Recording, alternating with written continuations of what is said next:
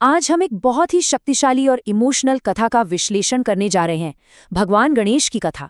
ये सिर्फ एक जन्म की कहानी नहीं है, बल्कि ये माता पार्वती और भगवान शिव के असीम प्रेम, अडिग कर्तव्य और उस ब्रह्मांडीय शक्ति की कहानी है जो सब कुछ हिलाकर रख सकती है। ये कथा हमें दिखाती है कि कैसे पल भर का गुस्सा पूरे ब्रह्मांड की दिशा बदल सकता है। तो चलिए बिना किसी देरी के शुरू करते हैं। कहानी की शुरुआत होती है बिल्कुल शांत और पवित्र कैलाश पर्वत से।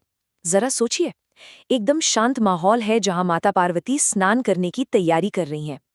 सब कुछ बिल्कुल सामान्य और शांत लग रहा है, लेकिन सच कहूं तो ये शांति आने वाले एक बहुत बड़े तूफान से ठीक पहले का सन्नाटा है। भाग 1, माता पार्वती द्वारा रचना। आइए देखते हैं कि उस अद्भुत बालक की चमत्कारी उत्पत्ति कैसे हुई, जो आगे चलकर भगवान गणेश के रूप में जाने गए। यहाँ माता पार्वती ने जो किया वो बहुत ही व्यक्तिगत और जादुई था। उन्होंने किसी बाहरी शक्ति का सहारा नहीं लिया। उन्होंने बस अपने शरीर पर लगे उपटन यानी हल्दी और चंदन के लेप को इकट्ठा किया, उससे अपने ही हाथों से एक बेहद सुंदर बालक की मूर्ति गढ़ी और अपनी ईश्वरीय शक्ति से उस मूर्ति में प्राण डाल दिए। सोचिए, उन्होंने पूरी तरह से अपनी ही ऊर्जा से एक वफादार बेटे की रचना कर दी। भाग 2, एक बड़ी गलतफहमी। अब वो मोड़ आता है जहां अटूट कर्तव्य और ईश्वरीय अधिकार आपस में टकराते हैं। तो माता पार्वती ने अपने इस नए बेटे को एक बहुत ही सख्त और स्पष्ट निर्देश दिया। उन्होंने कहा, जब तक मैं स्नान कर रही हूँ, किसी को भी अंदर मत आने देना। और इस नवजात बालक के लिए अपनी माँ का ये आदेश ही उसका परम धर्म बन गया। यही उसका सबसे पहला और सबसे जरूरी कर्तव्य था। अब कहानी में एक बहुत बड़ा पेंच आता है।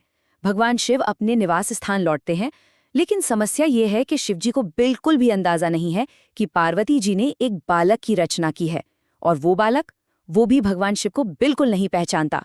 मतलब एक पिता और पुत्र आमने सामने हैं, लेकिन दोनों एक दूसरे की असलियत से पूरी तरह अनजान हैं। और यहीं पर उस बालक की निष्ठा अपने चरम पर दिखती है। जब शिवजी अंदर जाने लगते हैं तो वो बालक उन्हें सीधा रोक देता है। शिवजी उसे बहुत समझाते हैं, बताते हैं कि वो माता पार्वती के पति हैं, इस घर के स्वामी हैं, लेकिन वो बालक टस से मस नहीं होता। उसका जवाब बिल्कुल साफ था, माता की आज्ञा है, बिना अनुमति कोई अंदर नहीं जा सकता। उस बालक का समर्पण वाकई कमाल का था। भाग 3, एक माता का प्रलयंकारी क्रोध। अब यहाँ से हालात पूरी तरह बेकाबू होने वाले हैं। आप इस टाइमलाइन को देखिए, ये वाकई हैरान करने वाला है कि कैसे दरवाजे पर हुई एक छोटी सी बहस ने भयंकर हिंसा का रूप ले लिया। कुछ ही मिनटों में बात इतनी बिगड़ी कि भगवान शिव के शक्तिशाली शिव गणों और उस अकेले बालक के बीच घंटों तक युद्ध चला।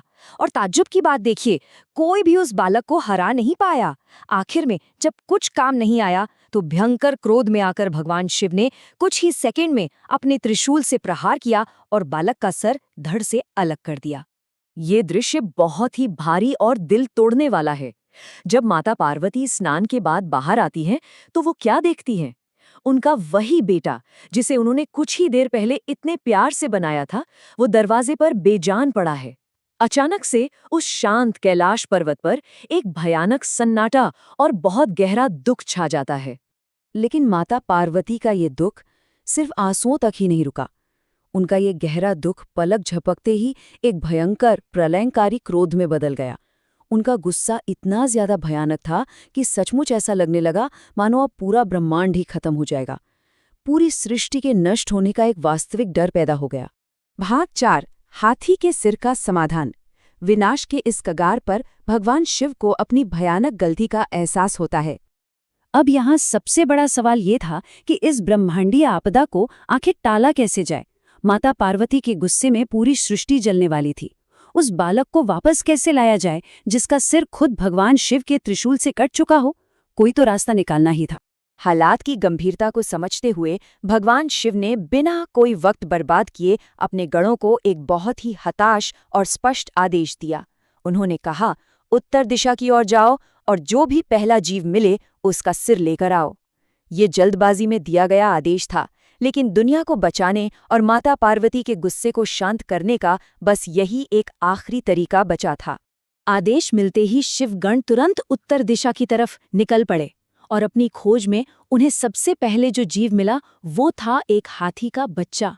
उन्होंने बिना एक पल भी गंवाए उस हाथी के बच्चे का सिर लिया और फौरन वापस लौट आए। और फिर आता है वो जादुई चमत्कारी क्षण। भगवान शिव ने उस हाथी के सिर को बालक के धड़ से जोड़ दिया।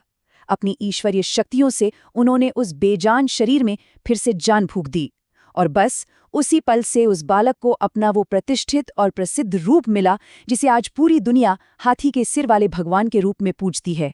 भाग 5, आशीर्वाद और शाश्वत सीख। चलिए देखते हैं कि इस चमत्कार के बाद आगे क्या हुआ। भगवान शिव ने उस बालक के बलिदान और उसकी वफादारी को एक बहुत ही खास तरीके से सम्मान दिया। उन्होंने वरदान दिया कि भगवान गणेश सभी देवताओं में हमेशा प्रथम पूज्य माने जाएंगे। मतलब कोई भी शुभ काम शुरू करने से पहले सबसे पहले उन्हीं की पूजा की जाएगी। और जैसा कि हम जानते हैं, ये परंपरा आज भी हमारे बीच कितनी गहराई से रची बसी है। इसके साथ ही शिवजी ने उन्हें एक और बेहद खास नाम दिया, विघ्नहर्ता, यानी सभी बाधाओं को दूर करने वाला। ये कितना काव्यात्मक है ना। जो बालक कुछ समय पहले भगवान शिव के रास्ते की सबसे बड़ी बाधा बनकर खड़ा था, वही अब पूरी दुनिया के लिए हर बाधा को दूर करने वाला सर्वोच्च देवता बन गया। तो इस पूरी घटना से हमें 3 बहुत ही गहरी सीख मिलती हैं। पहली, माता पिता की आज्ञा और सम्मान का महत्व।